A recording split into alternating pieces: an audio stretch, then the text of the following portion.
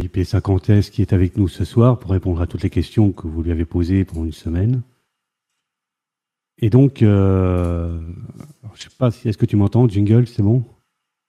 Ouais, je t'entends très bien. Et vous, vous m'entendez tous, c'est bon? Alors, est-ce que vous entendez Jingle? Ok. Eh ben, on va commencer sans plus tarder. Par contre, alors, est-ce que quelqu'un peut enregistrer les rétex? Parce que nous, on peut pas, et la personne qui pouvait le faire n'est pas là ce soir. Donc, je sais pas, je regarde si, avant de commencer, on sait jamais. Non, personne ne peut l'enregistrer. Ça va faire des frustrés, mais c'est pas grave. Ok, ça marche, Dialogue. On parlera ensemble, Dialogue, après en MP. On verra. Bon, on va commencer, sinon on va prendre du retard. En tout cas, merci pour ceux qui vont essayer d'enregistrer. C'est gentil pour ceux qui ne sont pas là ce soir. Donc, tout le monde a entendu le Pacha, donc nickel. Jingle, je te laisse rapidement dire bonsoir et puis après on attaquera les questions. Ouais, et merci à tous d'être venus. Vraiment, ça me touche beaucoup. Je pensais pas être quelqu'un de super important, mais en tout cas, moi, ça me fait plaisir de pouvoir échanger directement avec vous. C'est fait pour ça, c'est fait pour qu'il n'y ait pas de filtre, c'est fait pour qu'on parle un peu de tout.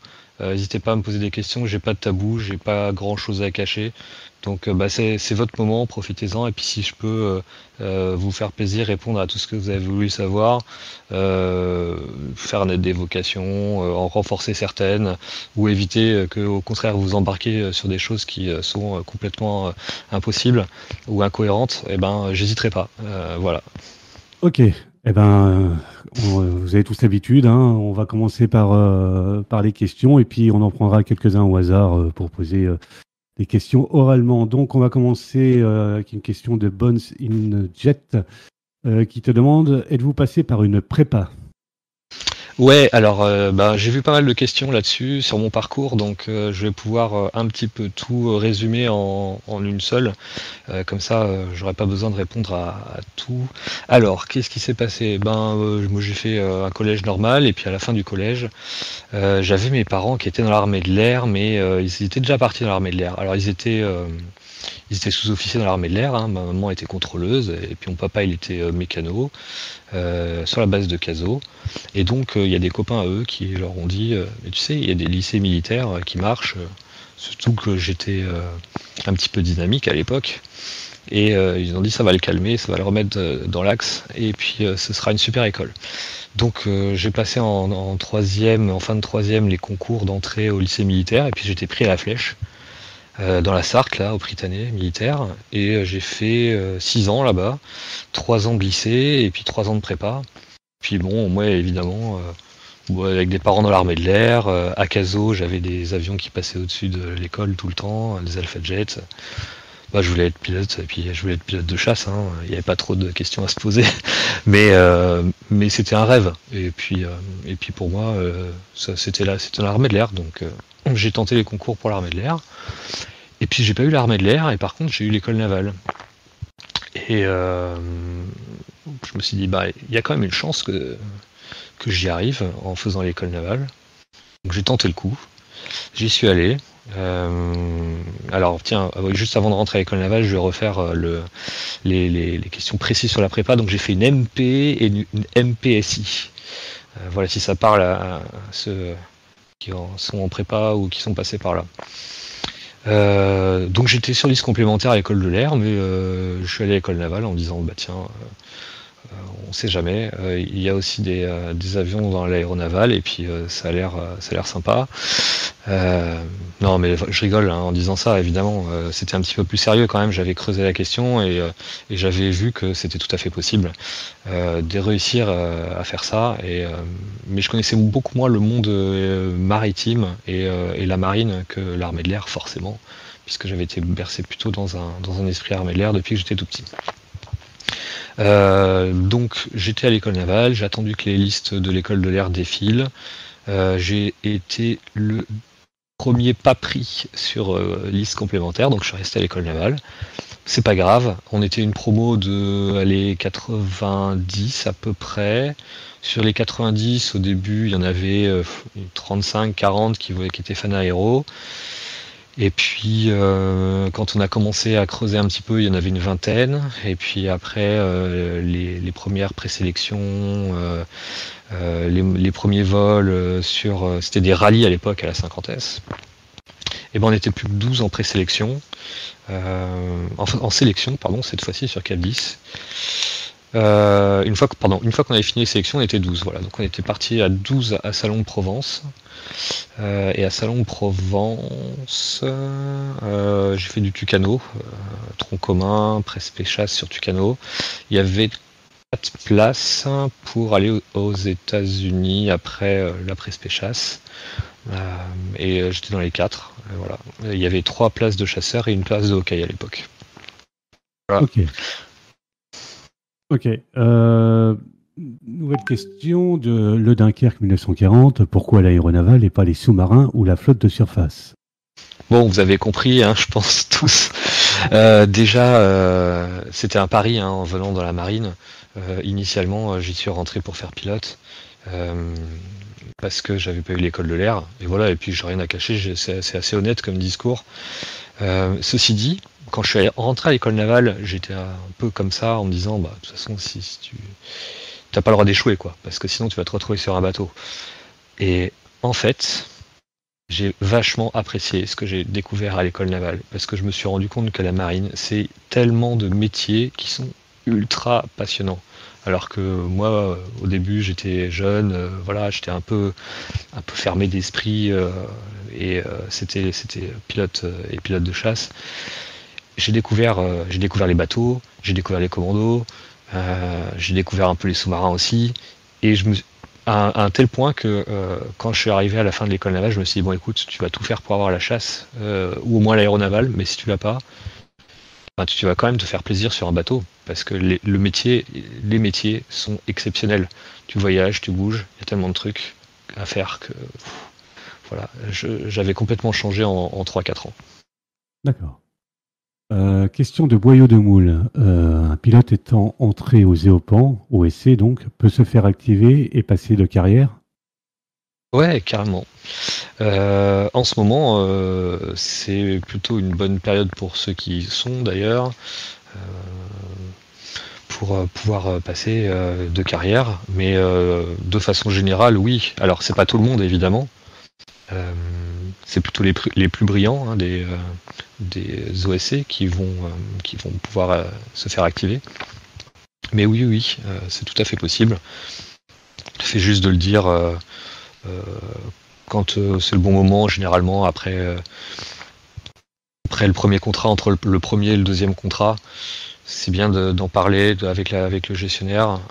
Et puis de toute façon, on sait tout de suite quand on a fait déjà 15 ans dans la marine, si on est plutôt parti sur une bonne pente, ou si au contraire, on s'y plaît pas et puis on va se cantonner à des fonctions moins, comment dire, ouais, on va pas se faire activer parce que de toute façon on n'aura pas la carrière qu'on voudra. Donc voilà.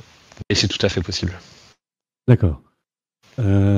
Question de Sonny Tucson. Cela arrive-t-il qu'un candidat rate un vol et ait plus d'une chance pour se rattraper? Ouais, complètement. À l'inverse, chaque vol peut être le dernier. Et même moi aujourd'hui qui suis en vol, chaque vol peut être mon dernier, alors que je sais pas combien j'ai d'heures de vol, peut-être 3000, mais c'est la vie en fait d'un pilote, hein, du début à la fin. Chaque vol peut être le dernier. Je peux très bien faire une connerie sur Cap 10 et puis c'est mon dernier vol. Comme on peut laisser la chance à tout le monde. Bon, voilà, ça c'est la façon générale. Donc en fait, les gens qui en école se disent j'ai la pression, chaque vol compte. En fait, c'est vrai toute votre vie, hein, ça sera vrai pendant 15 ou 20 ans. Donc acceptez-le dès le début. Mettez-le dans un coin de votre tête et puis vivez avec. Mais si ça vous empêche déjà dès le début de voler, vous y arriverez pas très longtemps parce que tout le temps, vous aurez ça derrière qui va vous emmerder, qui va vous poser des problèmes, qui va vous prendre des capacités cognitives. Donc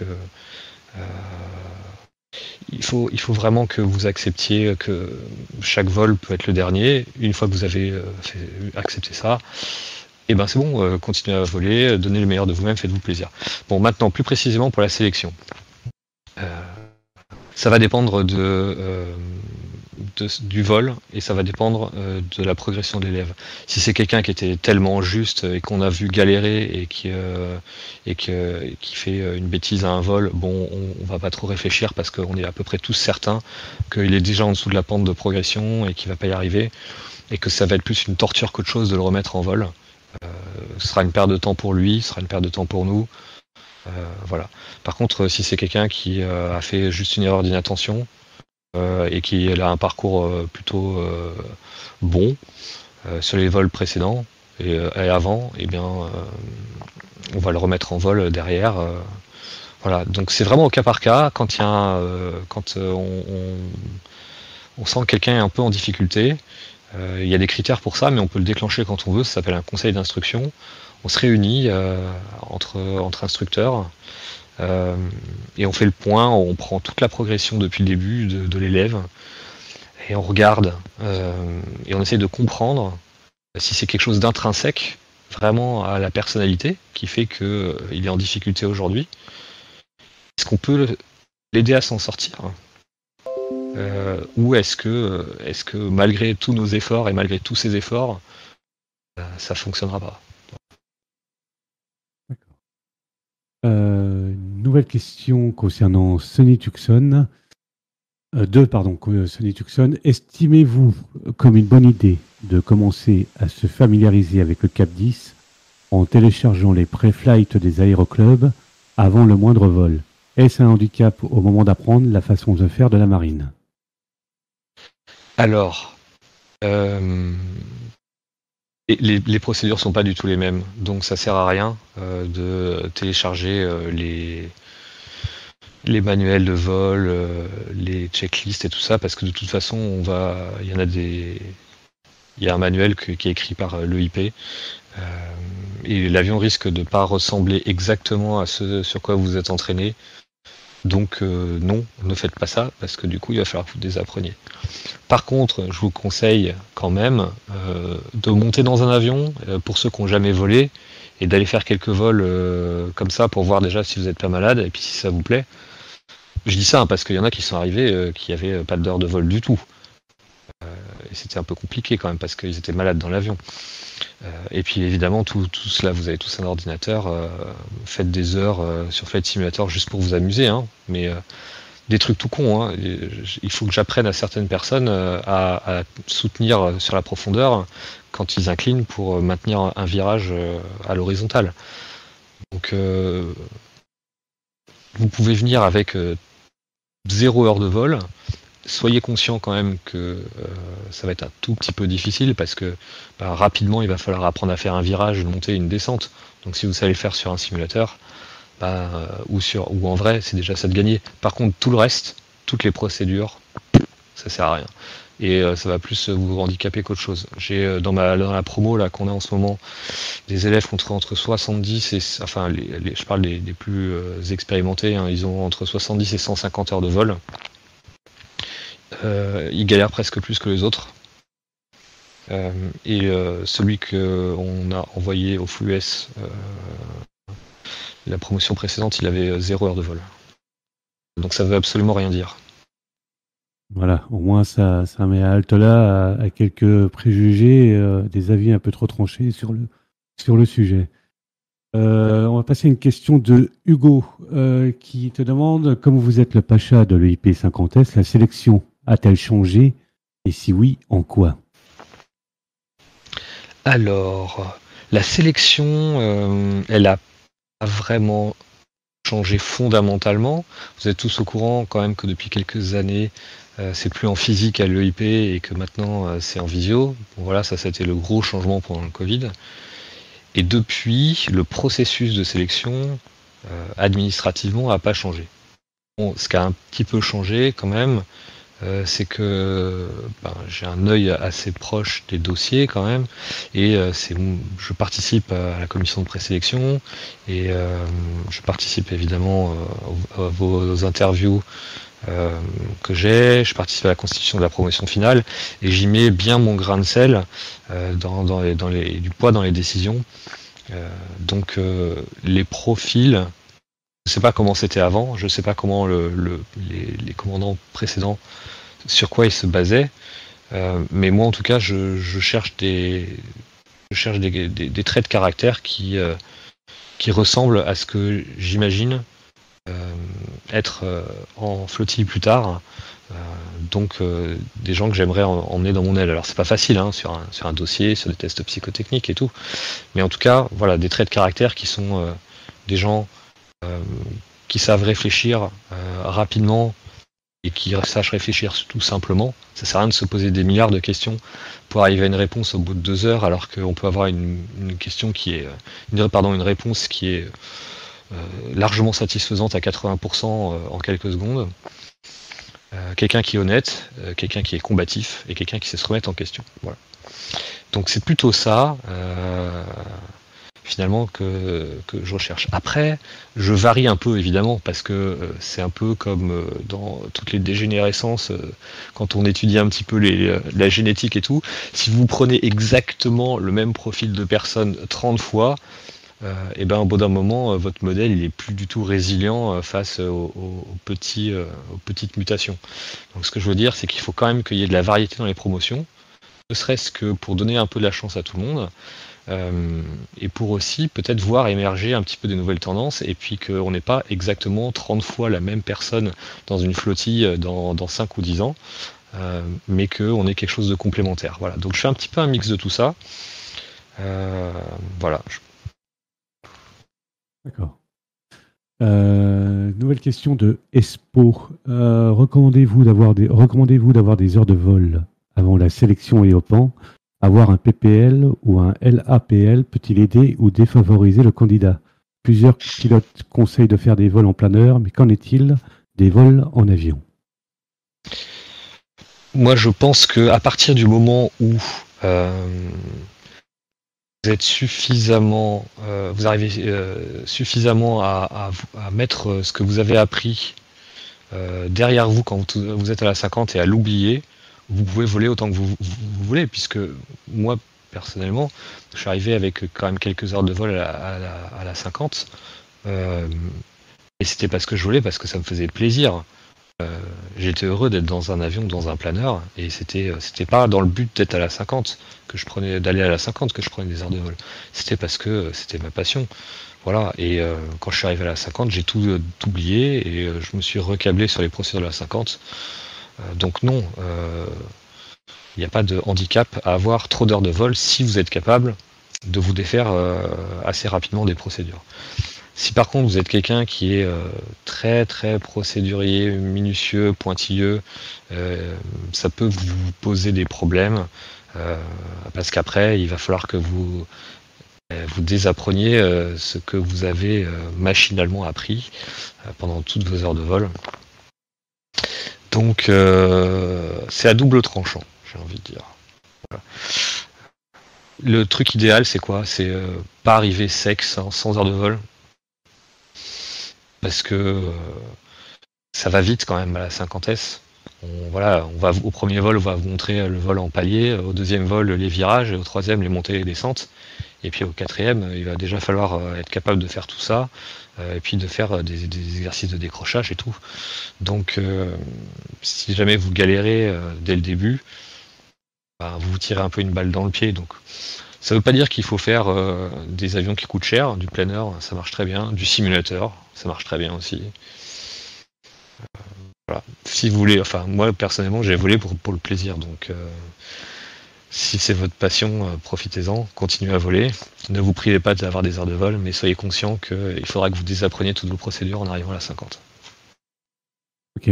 Une question de Kenny. Lors de la commission finale, que regardez-vous en premier chez un candidat?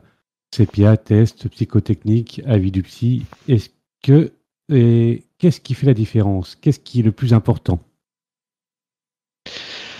Qu'est-ce qui est le plus important? Bon, alors, la commission finale, en gros, c'est vous êtes passé par quasiment tous les filtres. vous avez passé Toulon, où vous avez fait les tests psychotechniques, le CEPIA, l'entretien avec les psychologues aéros, et vous avez validé tout ça. Qu'est-ce qui se passe? Moi, j'ai tous les dossiers sur une table, et initialement, je n'ai qu'une note globale qui est donnée par Toulon. Donc, je commence déjà par classer par note globale. Et ensuite, je reviens sur les dossiers un par un et je regarde qu'est-ce qui compose cette note globale. Est-ce que c'est quelqu'un qui est plutôt fort au CPA? Est-ce que c'est quelqu'un qui est plutôt fort sur les suites logiques et sur les exercices de vision en 3 dimensions? Est-ce qu'il y a des problèmes de motivation ou pas qui ont été détectés chez les psychologues? Voilà, et c'est comme ça que j'affine. D'accord. Toujours une question de Kenny. Quel conseil donneriez-vous à un candidat pour la dernière étape de présélection à Toulon? Je ne sais pas pourquoi il dit la dernière étape, mais bon. Ouais, alors la dernière étape. En fait, j'ai envie de vous dire, faites confiance au système. Ça sert à rien de tricher, parce que de toute façon, ça se voit. Et puis de toute façon, là, vous passez une sélection pour faire un métier pendant 10, 15, 20 ans, qui est énormément exigeant, qui va vous tirer dessus, qui va vous apporter d'énormes joies et de grandes satisfactions, mais aussi qui va de temps en temps vous mettre des doutes. Donc, si ce métier n'est pas fait pour vous, vous allez souffrir pendant 15 ans. Si vous avez triché un petit peu, ou si vous avez essayé de biaiser un peu le système, et que, coup de chance, ça a passé, vous allez le payer, parce que pendant 15 ans, vous allez faire un métier qui n'est pas adapté à vos traits de caractère intrinsèques. Donc le meilleur conseil, c'est déjà d'être honnête. Parce que nous, notre métier et le métier de Toulon, c'est de trouver les profils qui correspondent, parce qu'ils ont énormément d'expérience et de retour d'expérience sur tous les pilotes qui sont passés. Ils savent les traits de caractère et les traits psychologiques et psychotechniques qui feront que vous serez adapté à votre métier. Donc soyez honnête avec eux, parce que si vous essayez de biaiser un peu le système, vous allez peut-être vous mettre des bâtons dans les roues, parce que après vous allez le regretter. Ça va être dur à un moment ou à un autre. La vérité va éclater. Alors peut-être qu'elle va éclater au bout de 2 ans, peut-être au bout de 5 ans, peut-être au bout de 10 ans. Et si c'est au bout de 10 ans, vous aurez perdu 10 ans. Parce que pendant 10 ans, vous aurez souffert et vous aurez serré les dents pendant 10 ans alors que vous n'étiez pas épanoui. Donc soyez honnête. Pour les tests psychotechniques et les tests psychomoteurs dans le CEPIA, le CEPIA, pas vraiment s'y préparer. Le DCS, c'est bien. Et le reste, faites des suites logiques et puis des exercices de vision dans l'espace. C'est pas mal ça. Ça se trouve sur internet, les types Air France, mais en plus simplifié évidemment. Ce sera largement suffisant. Ok. Question de Noah MW. Il est fréquent d'entendre sur les forums que les cursus de formation sont bouchés, sous-entendu qu'il y a plus d'élèves que des capacités de formation le permettant. Que pouvez-vous nous en dire là-dessus? Et qu'il y aurait donc de l'attente. Voilà. C'est pas faux. On va pas se mentir, mais c'est temporaire. Déjà, il n'y en a pas à 50. Si vous rentrez à 50, vous voulez. Voilà. Et puis, vous en aurez un petit peu après votre sélection pour aller en école derrière. Et après, en école, ça va dépendre de là où vous allez. Si vous allez à Dax pour faire hélico, il va juste falloir attendre les quelques mois entre la fin de la sélection. Parfois, ça peut être quelques jours, parfois, ça peut être de longs mois pour aller jusqu'à Dax. Et une fois que vous serez à Dax, ça va avancer. Si vous allez dans la filière avion, en ce moment, comme ça se passe à Cognac, c'est un peu bouché. Et ça, c'est dépendant de l'armée de l'air. Donc ouais, il y aura un peu de retard. c'est plutôt temporaire cette histoire parce que ils sont en train de monter en puissance et la marine est en train de réfléchir, enfin plus que réfléchir à des solutions qu'elle est en train de mettre en place pour déboucher ça. Donc ouais, il y aura un peu d'attente, mais ce sera pire dans l'armée de l'air en fait, puisque le cursus avion il est rattaché à l'armée de l'air. Je prends l'exemple du cursus avion. C'est plus rapide de faire Salon de Provence, donc la 50S, Salon de Provence, pour passer la TPL, tronc commun sur Grobes à Cognac, et à partir de Cognac de repartir sur un cursus full US, donc Pensacola, Méridian, plutôt que de rester faire la pré-chasse sur PC21. Parce que le PC21 en ce moment est plutôt saturé. Donc c'est presque plus rapide en passant par la marine qu'en passant par l'armée de l'air. Voilà, j'espère avoir répondu un peu à vos questions. Dans tous les cas, c'est une histoire de 2 ans de transition et dans 2 ans, ça va plutôt glisser, je pense. D'accord. Une question de Martin Yvon. Pouvez-vous nous dire combien de places sont disponibles cette année pour le cursus full US ou est-ce encore trop tôt pour le savoir? Non, c'est pas trop tôt. Alors attends, je vois, ils ont reçu 9 des PC21, oui, mais il y a tellement de retard que pour l'instant, c'est bouché. Hein. Oui, c'est pour ça que je te dis que ça va glisser derrière. C'est que dans 2 ans, quand tout le monde aura repris son rythme, mais là, il y a un gros accordéon qui est en train de s'écraser. Voilà. Donc, des places full US, ouais, je peux dire. Les places full US telles qu'on l'entend depuis la 50S, il n'y en a plus pour cette année. Et il n'y en aura pas là probablement l'année prochaine. Pourquoi ? Parce que ça coûte déjà extrêmement cher ces places-là, et avec l'inflation et le taux de change, bon, ça a pris encore plus de prix. Et 2, je vous ai dit donc la partie Cognac entre le Grob et le PC21, elle est plutôt bouchée. Donc la marine a décidé de faire une pierre deux coups et de dire ceux qu'on a vus bien gazés à la 50S qui seraient partis en full US, qui seraient partis en full US si jamais il y avait eu des places, mais qui sont allés à Cognac, ou ceux qui se sont révélés dans la première partie tronc commun à Cognac, et ben plutôt que de les faire attendre sur PC21, à la fin du tronc commun sur Grob, ils partent en full US.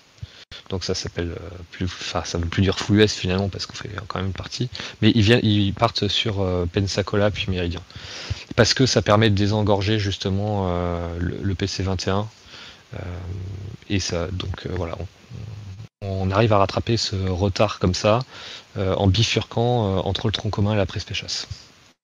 C'est du demi-US, c'est ça, ouais. Ok. Une question de Maxime. Pouvez-vous nous donner les principales qualités recherchées durant l'oral? Pouvez-vous aussi nous dire, selon vous, quelle est la meilleure méthode permettant de s'entraîner en vue des sélections? Alors, je vais te répondre la même chose que pour les sélections à Toulon. C'est sois honnête pendant l'oral. Nous, notre job, et il y a des gens, ça fait quasiment 10 ans qu'ils font ça, c'est de sélectionner. Donc, on a une bonne idée du profil qu'on recherche et des qualités qui feront que tu te plairas et tu t'épanouiras dans ton métier. Donc, fais-nous confiance et pour nous faire confiance, sois honnête. Et nous, on te dira tout de suite si tu perds ton temps ou si tu es plutôt fait pour ça. Voilà. D'accord. Après, il y a parfois des profils, c'est un peu difficile, hein, mais on a des gens qui auraient pu réussir leur entretien parce qu'ils avaient les qualités et tout simplement ils ont foiré leur entretien parce que à l'oral, ils n'ont pas réussi à faire passer leur message. Donc réfléchissez avant de présenter votre oral, ça dure pas longtemps, hein, ça dure une demi-heure. Quel est le message que vous voulez faire passer? Parce que parfois il y en a qui se lancent sur des conversations interminables, et à la fin, quand on raccroche au bout d'une demi-heure, on se regarde, on dit mais tu nous as même pas parlé d'avion. Donc voilà. Réfléchissez au message que vous voulez nous faire passer et soyez honnête. Ça évitera que vous vous engagez dans un métier qui n'est pas fait pour vous.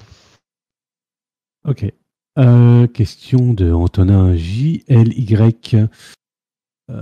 Pour les concours, que ce soit prépa, EEPA, EOPAN, école navale ou autre, faut-il être bon en développement programmation, en l'occurrence en format Python comme on nous l'apprend au lycée? Personnellement, je n'y crois en rien, donc ça me travaille un petit peu. Ouais. Je connais le Python, malheureusement, et heureusement. Non, t'as pas besoin d'être spécifiquement bon en Python pour réussir. Il n'y a pas d'épreuve de Python à la 50S, je te rassure. Par contre, je vais dire quelque chose qui va surprendre peut-être un petit peu, mais quelqu'un qui réussit bien en programmation, c'est probablement quelqu'un qui réussira bien en vol, parce qu'il a un esprit logique. Et le Python, c'est un langage qui est très logique, et donc quelqu'un qui essaie de construire sa pensée et ensuite la traduire en langage informatique, simple et optimisé, et ben c'est quelqu'un qui curieusement prendra des bonnes décisions en l'air. Voilà. Ça ne veut pas dire que c'est complètement vrai dans les deux sens, mais si tu es logique et si tu as un esprit logique et synthétique, tu t'en sortiras bien dans un avion, au moins dans ton schéma de pensée. Voilà. Ok. Question de Antoine OLV. Pouvez-vous nous donner la tendance actuelle quant au temps entre le dépôt de dossier et l'intégration? Alors, environ. Alors, il y avait donc des promotions tous les 3-4 mois à peu près à l'EIP, les années précédentes. Là, j'ai ralenti un tout petit peu. C'est cette année-là et probablement en début d'année prochaine, mais je prendrai quand même plus de candidats. Donc au final, je retomberai presque sur mes pattes. En ce moment, je prends l'exemple de quelqu'un qui a posé son dossier au CIRFA, qu'il pose là. Tiens, on va dire, bah là, demain tu vas au CIRFA. Qu'est-ce qui va se passer? Tu vas avoir un rendez-vous avec un psychologue de région. Tu vas avoir des tests de connaissances aéro. Tu vas avoir peut-être ensuite un entretien avec la prof d'anglais, le psychologue. Je dirais que en 6 mois, ça peut être loché, quoi. Et grand maximum. D'accord. Entre 3 et 6 mois, voilà. Je pense que moins de 3 mois, c'est chaud. Il faut vraiment être dans la bonne période. Et au maximum 6 mois. Sachant que vous avez un petit bonus que vous savez pas, peut-être, c'est que à partir du moment où vous avez réussi Toulon, que vous êtes donc dans ces dossiers que je retrouve sur ma table et que je classe à la fin, vous restez 1 an éligible à être dans une promotion. Donc si jamais la promotion suivante, j'ai pas eu assez de dossiers où ils n'étaient pas assez bons, et ben je repiocherai, et de toute façon je regarde dans tous les cas les dossiers que j'ai pas pris pour reconstituer mes promotions et pour voir si je peux pas créer quelque chose d'intéressant avec les dossiers que j'avais avant. Donc si vous êtes patient, peut-être qu'un jour vous aurez un coup de fil, même si vous n'avez pas été pris la première fois, parce que votre dossier est resté intéressant. Ok. Question de Ryan. Remarquez-vous une différence à l'EIP entre les candidats issus du civil et ceux ayant déjà un passif dans les forces armées?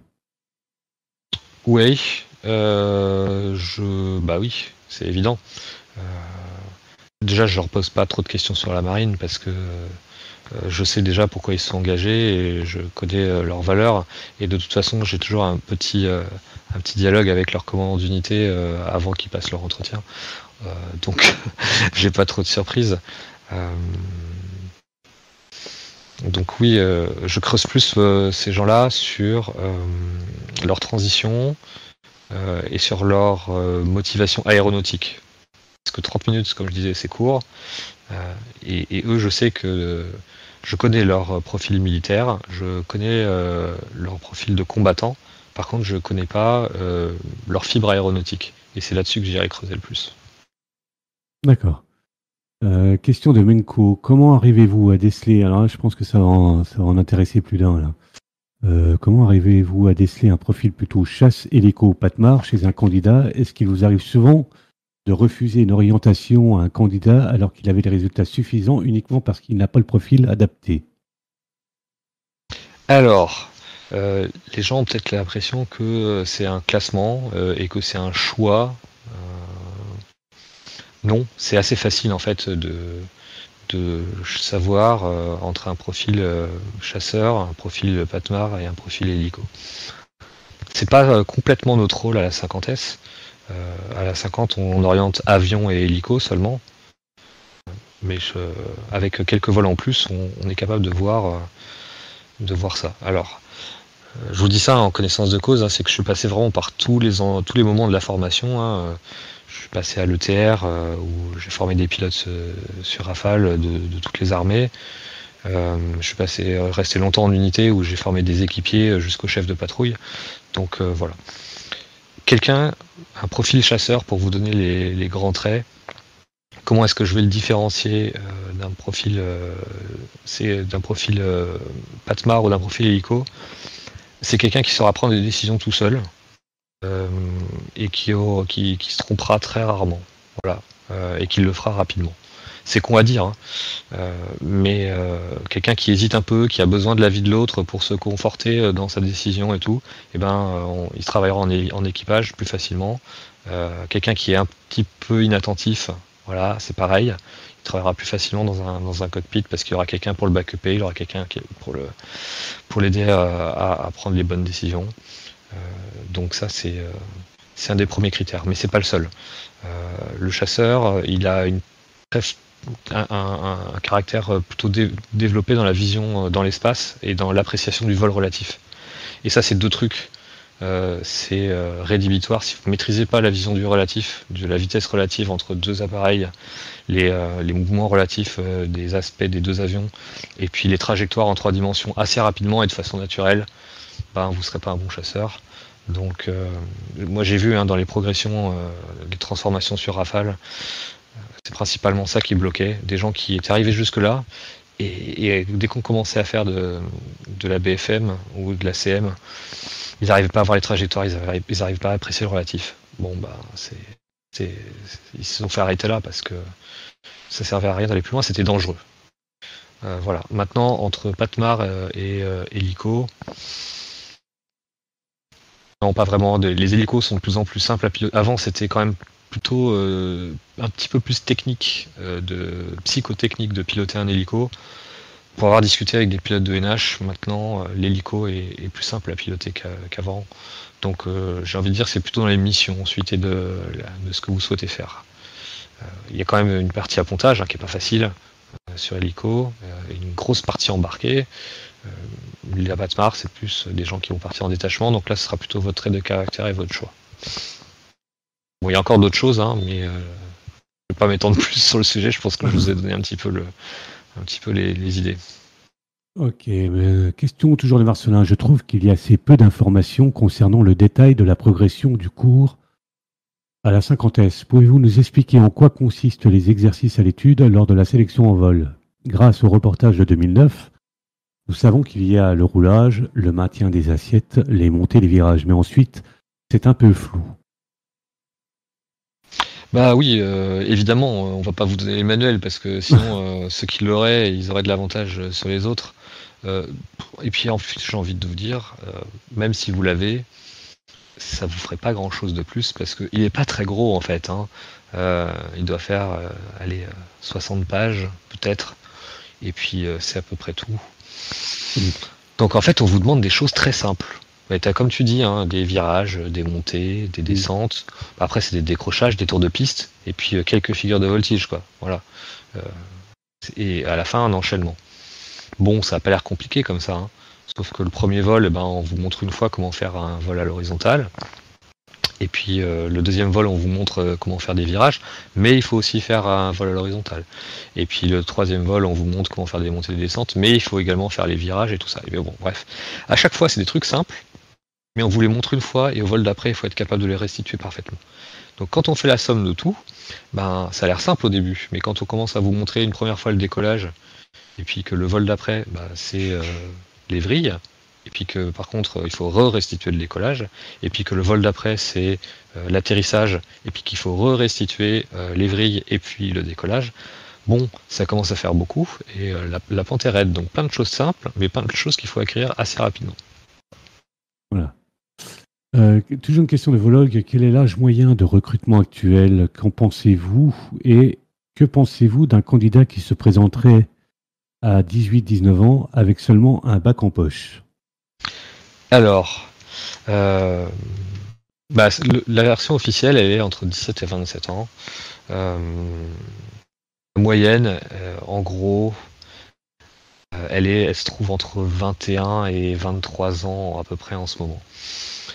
Il y a une fausse rumeur qui veut il faut avoir fait des études, et c'est mieux d'avoir fait des études pour être pilote de chasse. Non, j'ai envie de dire, plus vous serez jeune et plus vous aborderez les choses avec simplicité et énergie, presque, j'ai envie de dire. Parce que plus vous allez être âgé, plus vous allez commencer à penser à votre famille, que vous allez construire peut-être un peu plus tard, les responsabilités que vous avez déjà, combien de temps je veux m'engager, alors que finalement, quand vous arrivez et que vous êtes jeune et que vous avez 18 ans, tout ça c'est des questions que vous ne vous posez pas encore, donc vous foncez, et puis vous avez raison, parce que moins vous faites de nœuds au cerveau, plus vous avez de chances de réussir en vol. Voilà, donc moi j'ai des gens qui se sont présentés la semaine dernière à 18 ans et qui avaient toutes les qualités pour être pilote, hormis ça. Oui, je les ai pris, évidemment, parce que eux, ils seront pilotes jeunes, ils arriveront en unité, ils auront 25 ans, même pas, 23, 24 ans. Et ils auront une carrière où ils seront encore jeunes dans leur qualification. Alors que si vous rentrez à 26, 27 ans, 26 ans, ça veut dire que vous sortez d'école, vous arrivez en unité, vous êtes macaroné, tout ça, vous avez déjà plus de 30 ans, et vous êtes équipier, quoi. Vous êtes tout en bas de l'échelle, alors que ça se trouve, vous avez déjà une femme et des enfants. Vous commencez à en avoir. Donc voilà. Il faut vraiment poser le pour et le contre. Moi, je préfère plus des personnes qui sont jeunes, mais après, je vais pas mettre ça dans mes critères. C'est juste un choix personnel, et je le fais pas sentir pendant les sélections. Et surtout, je vais pas me servir de ça comme critère, parce que c'est pas du tout un critère que je fais rentrer en compte dans la partie sélection. C'est juste un conseil. Ok. Question de l'intrépide. Je n'y connais rien au milieu marin. J'aimerais savoir si la majorité du temps, la mer, l'océan est calme, ou si vous êtes régulier. Oh là là, attends, parce que sa phrase est un peu... je vais la reprendre. Ouais. Alors, il ne connaît pas du tout le monde marin, donc je n'y connais rien au milieu marin, et j'aimerais savoir si la plus grande partie du temps, si la majorité du temps, la mer, l'océan est calme, ou si vous avez régulièrement des vagues, voire des tempêtes, pouvant perturber l'appontage. Est-ce que le Charles de Gaulle adapte sa trajectoire en fonction des perturbations? Voilà. C'est compliqué. Ça va dépendre de là où on vous envoie, de la zone d'opération dans laquelle on vous envoie, et de la période de l'année. Voilà. Il y a des statistiques qui sont faites quand même quand on prévoit un trajet avec le porte-avions. Évidemment que le porte-avions regarde comment est la météo dans cette saison, et est-ce que c'est compatible ou pas pour faire les opérations. Mais bon, si c'est pas trop dangereux pour les avions et que le risque en vaut la chandelle, on ira. Donc on peut à peu près traverser toutes les météos possibles et inimaginables. Alors évidemment, il y a des limitations techniques qui font qu'on ne va pas dépasser un certain nombre de degrés de tangage et de roulis sur le porte-avions. Et le bateau va faire tout ce qu'il peut pour se mettre dans les meilleures conditions pour, ce qu'on dit vulgairement, nous ramasser à bord. Ça, c'est son travail. Parfois, il n'y arrive pas, parce que quand on est par exemple au large de Djibouti, ou qu'on est dans l'océan Indien, les orages gonflent très vite, et en tout début d'après-midi, le ciel est clair. Et quand on revient au bout d'1 heure et demie ou 2 heures de vol, le ciel est violet partout et il y a des cellules orageuses qui font plusieurs dizaines de kilomètres de large. C'est la vie. Voilà. Maintenant, une question de F4M Flo. C'est noté que vous avez travaillé, parce qu'on va parler un peu de toi quand même. Ouais. C'est noté que vous avez travaillé en tant qu'instructeur ETR. Cela fut-il un choix personnel? Est-ce que cela apporte un plus dans l'évolution de votre carrière? Alors non, c'est pas un choix personnel. Pour la petite anecdote, donc j'étais à bord du porte-avions en 2015 pour un Romanchin. J'étais en train de faire mon entraînement sous chef de patrouille, où j'avais bientôt fini aussi en parallèle. Et puis j'ouvre mes mails. Alors je les ouvrais pas très souvent à bord parce que c'est une période assez dense où on mélangeait les opérations et puis l'entraînement pour la qualification chef de patrouille. Donc voilà, j'avais plutôt peu de temps pour moi. Et là, je l'ouvre et je vois un mail du gestionnaire, donc c'est la personne qui gère nos carrières. Alors coup de chance, hein, je l'avais eu le jour même, qui me disait je compte t'envoyer à Saint-Dizier. Est-ce que tu as des préférences entre 1 année ou 2 années? Et puis c'est tout. Voilà. Je lui ai dit ben non, comment j'ai pas de préférence pour l'instant, ou en tout cas j'ai pas de choix, j'ai pas de contrainte. Voilà, à faire 2 ans si c'est nécessaire. Bon, le lendemain, le message officiel sortait, qui disait que j'étais affecté à Saint-Dizier en tant que moniteur. J'ai dû appeler ma femme à partir du porte-avions et lui dire bon, tu sais quoi, et ben tu venais de trouver un boulot, et ben si tu veux qu'on passe les 2 années ensemble prochaines, il faudra peut-être venir à Saint-Dizier avec moi, sinon je ferai du célibat géographique et c'est pas grave, j'arriverai aussi. Voilà, tout ça à partir du porte-avions en opération. Mais je suis super content finalement, parce que j'ai découvert un monde que je connaissais pas, qui était celui de l'instruction. J'ai pu aussi redécouvrir l'armée de l'air finalement, après tant d'années. Et j'ai vu qu'elle n'était pas si différente que de la marine, en tout cas dans le fonctionnement des unités et des escadrons, intrinsèquement, et qu'on avait tous à peu près les mêmes idées et les mêmes valeurs, en tout cas entre pilotes. Et voilà, et je suis ultra content d'avoir fait ça parce que j'ai eu la chance de former des populations tellement variées. Enfin, j'ai quand même eu des Qataris, des Égyptiens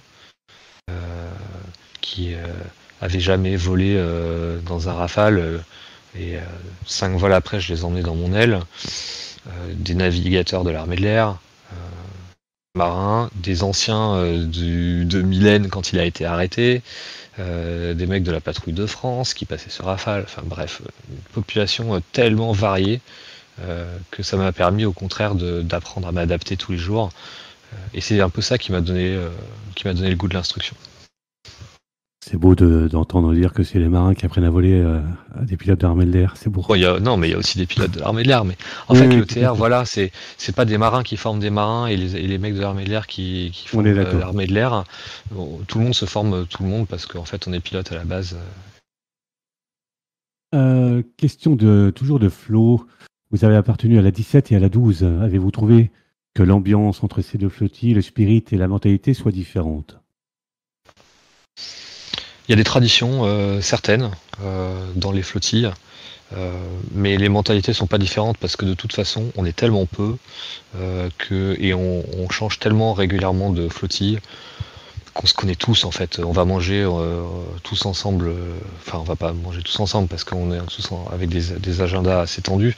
Mais quand on arrive à table, il n'y a pas une table 12F, une table 17F et une table 11F, quoi. On est tous des copains depuis 15 ans. Et on a partagé tellement de choses, et à bord du porte-avions on partage tellement de choses dans les missions qu'on fait et dans la vie à bord, que non, je pense que cette famille, cette meute à laquelle on appartient, elle surpasse toutes ces traditions ou ces différences qu'il pourrait y avoir entre les flottilles. Ok. Question de Hugo. Parmi toutes les missions de guerre que l'on a citées, que tu as faites, laquelle a été la plus marquante pour toi et pourquoi? Et alors, pardon, autant pour moi, de plus, auriez-vous une anecdote ou des anecdotes de vol à nous raconter? Voilà. Ouais, la plus marquante pour moi, je pense que c'est C'est la première fois où je suis. Enfin, c'est pas ma première mission opérationnelle sur le papier, mais c'est la première fois où j'ai vraiment, j'ai vraiment eu peur presque en vol. Je, je m'explique. On arrive donc à Romanche, cette fameuse mission 2014-2015 où ça va être la première fois que le porte-avions opère à partir du Golfe Arabo-Persique et va dans l'opération au-dessus de l'Irak. Bon, sur le trajet entre le canal de Suez et le Golfe Arabo-Persique, un pilote jordanien s'éjecte, se fait récupérer par Daesh et se fait brûler vif dans une cage. Donc déjà, ça donnait un peu l'ambiance. Voilà. Mais c'est pas grave, on était tous préparés mentalement à ça, et puis bon, on n'avait vraiment pas trop envie quand même de finir par terre. C'est pas du tout la mission de guerre qui m'a impressionné ce jour-là. Premier jour, le commandant du groupe aérien part avec son équipier 2 jours au-dessus de l'Irak. Et puis moi, j'étais dans la deuxième vague avec un jeune sous-chef de patrouille. J'étais équipier opérationnel à l'époque. Lui, pareil, c'était sa première mission de guerre et on partait en fin de journée pour faire un vol de nuit. On n'avait pas le retour de la première patrouille, donc on ne savait pas ce qui s'était passé, on ne savait pas si déjà les fréquences radio qu'on avait étaient bonnes et tout.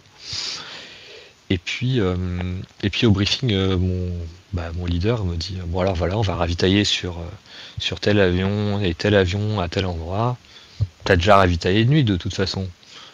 Je dis bah oui, sur Nounou quoi. Et jamais ravitaillé sur un ravitailleur de nuit Non. Ok. Donc on y va. C'est pas de problème. On galère un peu à trouver des fréquences. Et surtout, ce qu'on savait pas, c'est que les Américains coupaient tous leurs feux de nuit au-dessus du territoire irakien pour pas être vus à partir du sol. Mais vraiment tous. Sauf que ils avaient des super jumelles de vision nocturne, et puis nous on n'avait pas. Et ce soir-là, il y avait un cisaillement de vent. Je pense que j'ai jamais revu un cisaillement de vent comme ça. Quand on est arrivé sur les tankers pour ravitailler, on mettait chacun entre 25 et 30 minutes pour réussir à rentrer dans le panier. Moi, c'est simple. Hein. Il y a le système de ravitaillement du Rafale. Bon, il y a la perche et il y a un petit phare qui est censé éclairer devant, mais il éclaire vraiment sur un cône assez étroit. Et donc, en fait, on voit le panier dans lequel on est ravitailler que s'il est précisément à la bonne position ou pas très loin. Là, je voyais rien du tout. C'était du noir, et d'un coup, je voyais un panier qui traversait pendant une fraction de seconde devant mon avion, de haut en bas. Puis 3 secondes après, de bas d'en haut, comme ça. Tellement il y avait de cisaillements de vent. Et à côté de moi, j'avais mon leader qui me disait non mais ça, vas-y, détends-toi. Tu vas voir, relâche tes doigts de pied, ça va bien se passer. Alors que lui, il galérait autant que moi. Enfin, je sais pas comment il a fait aussi ce soir-là, pour réussir à prendre sur lui et essayer de me motiver aussi. C'était. J'ai passé ma soirée, mes 6 heures de vol à galérer à ravitailler.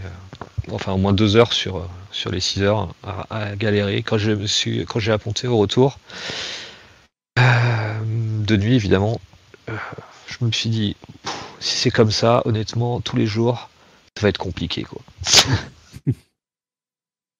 Ok. Vous pouvez commencer à poser des questions dans le chat rapidement, parce qu'on va arriver bientôt à 1 heure de rétex. Une question de Espo qui pose la question. Donc, maintenant que certaines opérations oculaires sont acceptées, un candidat IOPAN qui a effectué une opération oculaire acceptée par le médecin militaire sera-t-il défavorisé face à un candidat qui n'aura pas effectué d'opération ? Non, il n'y a pas de favoritisme ou de défavoritisme, en tout cas par rapport aux opérations. À partir du moment où vous êtes apte et ça rentre pas en compte dans le classement des dossiers. Voilà. Pour répondre maintenant plus précisément à est-ce qu'on peut se faire opérer ou pas, oui. Je fais partie des personnes qui ont été opérées. Alors ça n'existait pas au début. Et moi j'étais pas dans le cadre légal. Qu'est-ce qui s'est passé quand j'ai voulu faire pilote? Donc j'étais en prépa, je vous l'ai dit, pour présenter l'armée de l'air, j'ai pas été bête, je suis allé faire une visite médicale un peu poussée dans un CEMPN pour voir déjà si j'étais apte avant de me lancer bêtement dans un concours,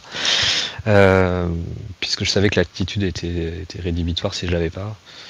Et là, ils se sont rendus compte que j'avais une petite fissure sur la cornée, et puis ça pouvait entraîner un décollement de la rétine. Donc ils m'ont dit, bah écoute, alors j'ai de la chance, c'était un CEMPN, hein, donc j'étais directement au bon endroit. Ils m'ont dit, si tu fais cette opération laser chez telle personne, tu peux retrouver ton aptitude. Et donc c'est ce que j'ai fait, et après je suis allé faire ma contre-expertise au CEMPN, et ils m'ont validé. Donc pour faire simple, si jamais vous n'êtes pas sûr, vous avez une opération laser ou quelque chose comme ça à faire, pour retrouver votre aptitude, mon premier conseil, il est de prendre contact avec le CEMPN le plus proche, et si possible celui de Paris, à Percy. Pour ça, vous demandez à votre conseiller au CIRFA, il va vous mettre en contact avec eux, et demandez-leur la procédure à suivre pour pouvoir retrouver votre aptitude, parce que ça peut être des trucs très cons, hein, mais si jamais vous avez une cataracte, alors oui, jeune, ça arrivera peut-être pas, hein, mais il y en a à 35 ans qui ont déjà des cataractes, et que vous choisissez le mauvais cristallin, par exemple, et ben il y en a un qui sera bon qui est pour l'aéro, et un autre qui sera pas homologué pour l'aéro. Voilà. Donc rapprochez-vous du CEMPN le plus proche, et si possible de celui de Percy, et ils vous diront clairement si c'est bon ou pas. Après, si vous avez été opéré et que c'est bon, ben, ça changera rien dans votre classement dans la sélection. Je vous mettrai pas derrière les autres. Question de Whisky Mike. Quel est l'aspect de votre travail en tant que pacha de l'IP50 qui vous a épanoui le plus? Qui M'épanouit le plus. Oui. Et ben c'est d'avoir la liberté de mener l'intégralité de l'unité, presque comme je le veux, et ça c'est génial. Parce qu'avant, il y avait toujours quelqu'un qui regardait au-dessus de moi, qui me jugeait et tout, et aujourd'hui on me fait confiance, c'est-à-dire que j'ai une mission à remplir qui est de sélectionner tant de personnes avec les qualités pour réussir en unité plus tard, et puis c'est tout. Et en fait, c'est à moi de me démerder tout seul pour faire ça, quoi. Enfin, pas tout seul, mais c'est à moi de prendre des décisions et d'organiser le boulot pour que ce soit fait. Donc ça, je trouve ça génial de pouvoir être...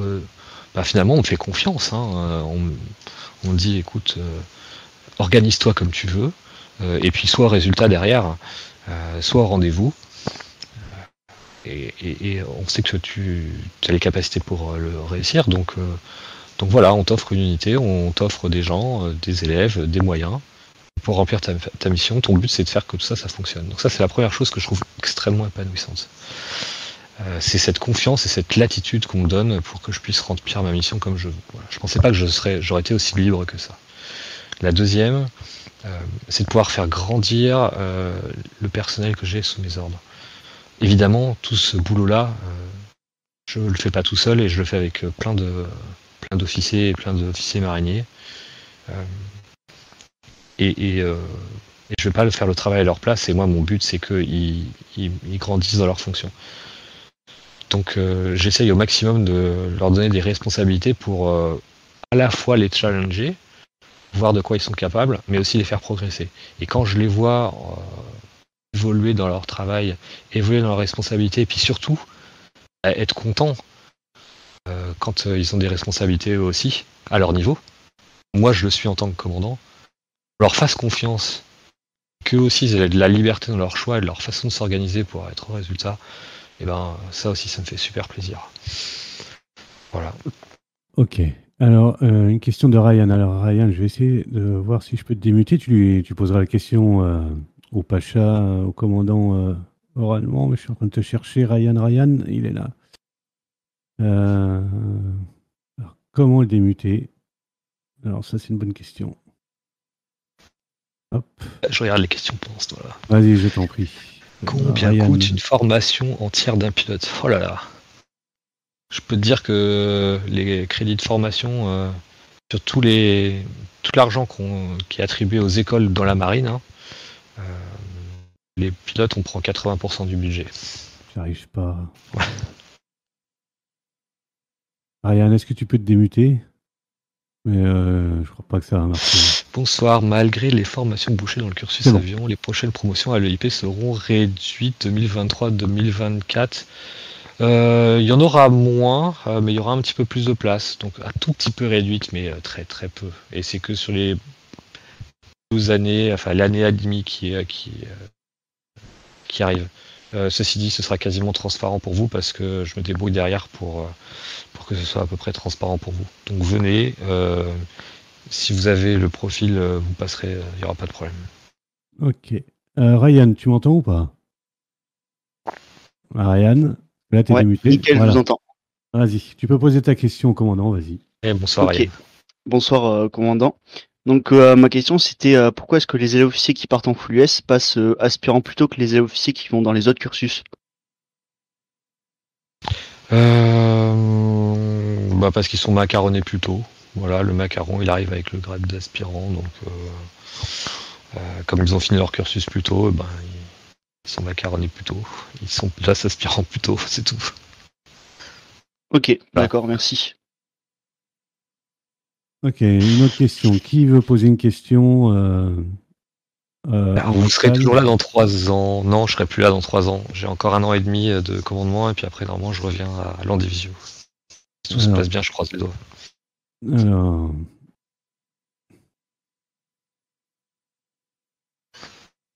il me semble que les Américains.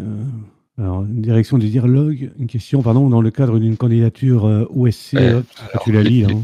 Je lis, attends, ouais, et puis attends, les Américains veulent pas d'élèves sans grade aux USA, ouais, alors c'est des faux grades, hein, qu'on leur met aux élèves, comme certains aussi, on leur fait passer des faux grades de capitaine aussi, ou des faux grades de commandant, pour certains, c'est juste des grades sur papier, pour que les Américains il y a un conflit en fait un peu comment dire, les Américains ils parlent pas aux sous-officiers et ils vivent pas, ils partagent très peu ensemble, donc du coup il faut être officier, c'est pour ça qu'on met des faux grades aux élèves aux États-Unis, mais sur la feuille de sol française c'est toujours quartier maître de 2e classe, hein. Voilà. T'as le bonjour tu as le bonsoir de Mario dans le chat. Salut Mario. D'autres questions dans votre... Alors, je suis en train de chercher une question. Qui veut poser une question? Allez-y, n'hésitez pas. Oui, Greg, tu peux poser une question. Peux-tu connaître le nombre de places? Alors, Étienne qui pose la question, serait-il possible de connaître le nombre de places avion chasse pour 2023? Avion chasse pour 2023. C'est très précis ça.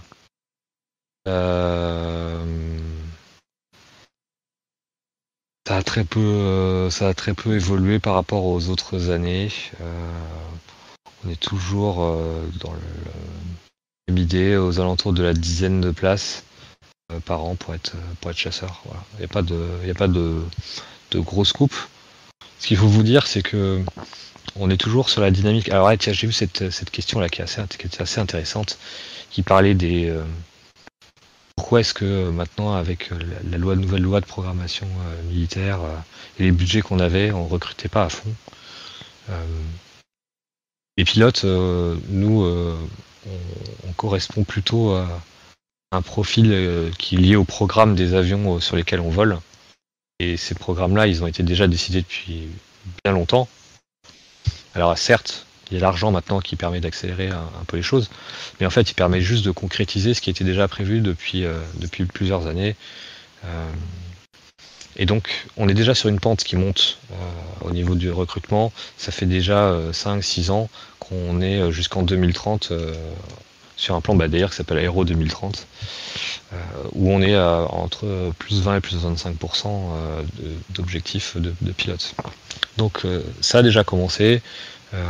On est déjà en train d'augmenter les flux et les avions et les programmes sont dimensionnés pour ça. Voilà. Ok, il y a beaucoup de questions. On va peut-être pas répondre à tous parce que sinon on va en avoir jusqu'à minuit, mais une question de Tom. J'ai eu la chance de faire un entretien blanc avec le commandant en seconde de la 33 pour préparer les EOPAN. Est-ce le genre de choses que je peux dire en entretien pour amener un point de motivation en plus? Ouais, si tu veux. Écoute, mais par contre, ça te perdra du temps pour dire autre chose. Donc, c'est comme tu veux, j'ai envie de dire. Oui, non, mais c'est vrai, si tu peux le caler très rapidement, c'est bien. Ok, Théo qui posait. Alors, j'essaie d'aller rapidement, hein. Est-ce que le fait d'avoir fait une PMM donne quelques points dans le fait de connaître la marine et pour postuler aux EOPAN? Attends, vas-y, redis. Est-ce que le Je suis en fait. train de lire. Vas-y, je t'en prie. Est-ce que le fait d'avoir Ouais, fait une PMM donne quelques points en plus, je pense, hein, dans le fait ouais. de connaître la marine et pour postuler aux EOPAN? Ouais, clairement. Clairement, alors ça veut pas dire que si t'as pas fait une PMM, tu peux pas être au pan. Bien évidemment que non. Mais évidemment, ça montre que t'étais déjà motivé un petit peu, que tu t'es renseigné, que tu as fait l'effort de consacrer un petit peu de temps. Euh, et en plus, si c'est dans la marine, c'est encore mieux parce que du coup, tu connais un peu les valeurs et tu viens pas par hasard ou moins par hasard ici. Donc oui. Ok. Axel, je pense pas que tu sois, comment dire, que tu sois EOPAN actuellement à l'Envioc. Donc, si tu peux changer ton rôle, s'il te plaît, ça serait bien. Alors, Je te la remercie. question. Ensuite, alors on prend encore deux questions. Ah, attends, c'est quoi la question de Hugo parce que... Ah non, c'était ça. C'était pensez-vous que le fait de ce stage dans une troisième, dans une banne ou bien des PM serait favorable pour le dossier? Bah oui, c'est pareil. Venez, venez. Si vous avez fait l'effort de pousser la porte une fois et d'aller voir, ça montre que vous êtes motivé et c'est toujours ça de prix. Niveau sportif attendu lors de l'arrivée des candidats à la 50S. Avant, il y avait des épreuves sportives à l'entrée quand c'était sur place et c'était éliminatoire. Bon, bah, vous n'êtes pas obligé de faire du sport, mais c'est rapidement conseillé parce que de toute façon, j'ai un moniteur de sport et un fusilier marin qui sont dévoués rien que pour vous, qui vous emmènent régulièrement courir et faire des renforcements musculaires, en plus des vols. Donc bah, si vous n'êtes pas bon en sport, vous allez vous fatiguer et vous allez ramasser, alors que il va falloir continuer à voler en plus à côté, alors que si vous êtes déjà entraîné à faire un peu de crossfit, de course à pied, quelques pompes, quelques abdos, ben, forcément vous serez moins fatigué et puis ça sera plus facile après derrière pour les vols. Donc ah oui, nouveauté. Euh, Avant, enfin pas avant, mais les tendances depuis les dernières années, c'était de chercher vraiment du profil pilote, et on regardait bien les capacités psychotechniques, tout ça, et les notes en vol, et puis c'était quasiment ça qui faisait foi. Bon, moi je cherche aussi des combattants, et puis ça tombe bien parce que le CEMM aussi, donc le chef d'état-major de la marine, qui était aussi un pilote de chasse. Donc je rajoute une petite sortie terrain, la première ou la deuxième semaine de votre arrivée, où bah, vous allez faire un peu de tout, un peu de raid nautique, un peu de parcours d'obstacles, un peu de marche topo de nuit et tout ça. Donc soyez préparés. Vous blessez pas quoi. Question, je l'avais vu passer rapidement. Il faut vraiment qu'à un moment donné, on Et arrête. prévu la prochaine commission pour la Bravo 23. Juillet, la dernière commission pour une rentrée en septembre. J'ai trouvé. Noad MW, est-ce qu'il y a besoin, il y a des besoins en Hawkeye? Ouais, oui, des besoins au CAI, il y a toujours les besoins au CAI, ça va pas changer. Ouais. Ok. Alors, on prend une dernière question et parce que là, on a largement dépassé l'horaire. Ouais, Une j'étais dernière trop long au question. début. Allez. Cadre une candidature OSP, oui, ouais, bah, plus simple. Quel est le nombre de personnes qui peuvent prétendre aux sélections pilotes et pour combien de places? C'est la dernière, c'est Dirlog qui dit ça. Et quelles sont Dans le les cadre d'une candidature, c'est ça, quel nombre de personnes qui peuvent prétendre aux sélections pilotes et pour combien de pas de place? Alors malheureusement, moi j'ai la main sur beaucoup de choses, mais j'ai la main que sur les EOPAN. Tout ce qui est OSC et école navale, je ne fais que donner un avis. Bon, il sera écouté au niveau pilote. Si évidemment je dis que quelqu'un est mauvais en vol, il y aura beau y avoir des places, bah, on prendra pas lui, on le prendra pas. Par contre, je maîtrise pas, j'ai pas la main sur les recrutements et sur les sélections des OSC et des écoles navales. Désolé.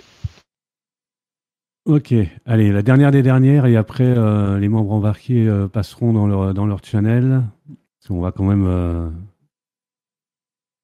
Alors, Et les tests en vol, c'est quasiment, c'est pas aussi long que les œufs au pan, mais c'est pas trop différent. alors, il y a Antoine qui demande, donc si je comprends bien, il n'y aura plus 3 promos de 15, mais 2 promos de un peu plus par an. Alors ça, c'est pareil, c'est juste pour la fin de cette année et l'année prochaine. Parce que justement, j'étais confronté un peu à pas un dilemme, hein, mais bah, comme je disais tout à l'heure, j'ai la chance d'avoir la latitude pour remplir les objectifs. Et on m'a donné un tout petit peu moins de place, vraiment un tout petit peu moins de place, mais comme on joue sur quelques chiffres, j'avais pas envie d'être inégal par rapport et surtout de changer les règles du jeu en cours de route pour ceux qui avaient fait ceux qui avaient fait l'effort de venir frapper les portes au port de la marine et à la 50S. Donc moins de place, ça aurait voulu dire quoi? Ça voulait dire que si je faisais comme avant, je prenais autant de personnes et même des gars ou des filles qui auraient été bons en vol, ben j'aurais dû les refuser à la fin parce que j'aurais pas eu assez de place. Ça m'aurait vraiment attristé de devoir faire ça. Du coup, j'ai pris cette décision de faire une promo de moins dans l'année et de la gonfler un tout petit peu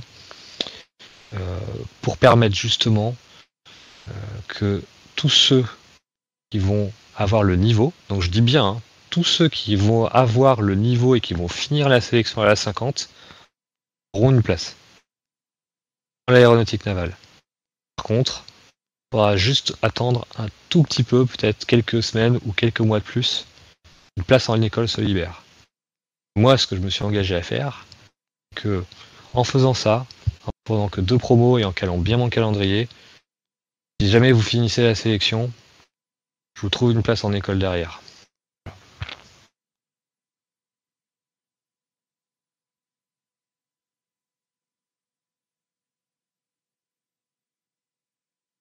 Ok, eh ben, je crois qu'on en a fini là. Est-ce que tu veux en prendre une dernière, Jingle? Bah, vas-y, hein, moi j'ai le temps. Allez, une dernière.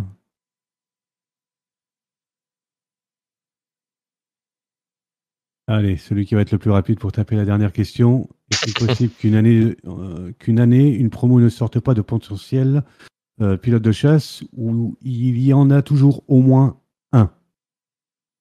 Tout est possible. Non, généralement. Alors tu veux dire quoi? Tu veux dire parce qu'il n'y a pas de place?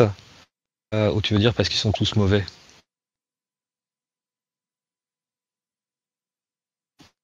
Tous mauvais. Non, ça arrive pas, ça. Il y a toujours dans 2 à 3, voire peut-être 4 mecs ultra bien câblés. Généralement, il y en a toujours 1 ou 2 qui sont ultra bien câblés dans la promotion. Parce que le processus de sélection, là, il est celui qui est avant les vols, hein, le processus de présélection, il est vraiment bien fait. Et on arrive à avoir des super dossiers qui arrivent ensuite à la 50S. Donc, ce qu'il faut vous dire, c'est que tout le processus de présélection, les entretiens avec les psys, les tests CEPIA, les tests psychotechniques et tout ça, c'est une forte probabilité de votre capacité et de vos compétences à être pilote plus tard. Si vous vous mettez dans un avion à la 50, c'est pour vérifier que on s'est pas trompé, parce qu'évidemment, bah, il faut quand même bien vérifier vu les moyens qu'on engage. Mais normalement, si vous êtes arrivé là, c'est que si vous êtes arrivé à la 50, normalement, vous avez déjà une bonne probabilité de réussir derrière. Ça ne veut pas dire que vous avez l'esprit, par contre, militaire. Ça ne veut pas dire que vous avez la résilience qu'il faut pour réussir à vous remettre en question tous les jours, accrocher dedans, avoir les autres partir autour de vous, avoir le stress de la sélection et tout ça. Ça aussi, hein, c'est ce qu'on regarde à la 50, et c'est souvent ça qui fait que les gens échouent derrière. Alors, Pour répondre à Nathan, le serveur Discord a été créé par les pilotes, en accord avec les pilotes, les Pachas, les CP et compagnie. Donc, parce que Nathan te pose la question, que pensez-vous de ce serveur et des personnes qui sont actives dessus, notamment les candidats et OPAN? Ah oui, moi je suis super fan.